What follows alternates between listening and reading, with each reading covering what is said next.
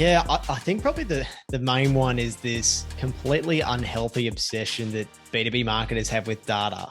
I mean, I feel like it's unless your computer screen looks like the opening credits to the Matrix with all the green code flowing down the screen, you're not doing marketing right. And look, I was guilty of that, I have to say myself, but I disagree with it now for a couple of reasons. Look, the first is yes, it is much easier to collect and wrangle big data sets if they're quantitative, like if you're in Google Analytics looking at a report there, for example. But the quantitative only really tells you what happened. It doesn't really tell you why. So marketers are just left guessing and forming hypotheses as to why. And the easiest answer is to just say, oh, well, let's just throw some budget at it and test it and see how we go. But but if we collect qualitative data through things like customer interviews, surveys, listening to feedback, self-reported attribution, we can start to find out the why. So the problem is with that is it's a little bit harder to collate and sort through because you've got all this qualitative data. It doesn't really pack nicely together. It doesn't look as pretty in a chart.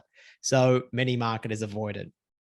Now, the second reason I don't like this unhealthy obsession with big data is the reality is for most B2B organizations is they just don't have enough volume to make fast decisions off the back of quantitative data. If, for example, you're writing about a new topic and you want to see if it hits a pain point for your customers, quantitatively, you might need to wait a couple of weeks for those visits to show up in something like Google Analytics. And you can go, oh, look at the average view time here. How did it perform relative to others? But on the other hand, if you have 3 to 5 people that week DM you or comment on your article saying, hey, this was so helpful, you know you're on the money straight away and you can keep making content like that right away.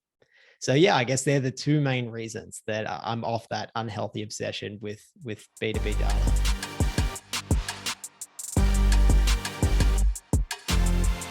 B2B leaders, marketing can make a real impact on revenue of a business, but it's not an on switch that people make you think it is.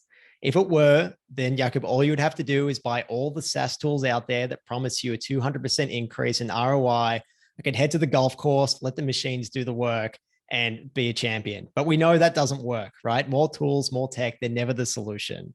So I really think that a long-term marketing strategy that drives revenue, that's built on establishing trust over a really long period of time with people. So we need to continuously invest in activities that build that trust between us and our dream customers. And to build that trust, we can't just take a transactional approach and look at all our potential and existing customers as dollar signs. So not every activity is going to have an ROI. Just because you can't track a marketing activity doesn't mean that you shouldn't do it. Of course, provided it's there to help your dream customers in some way, shape, or form.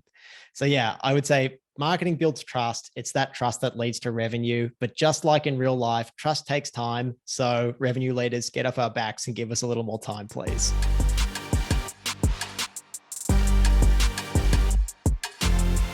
Oh, this was a tricky one.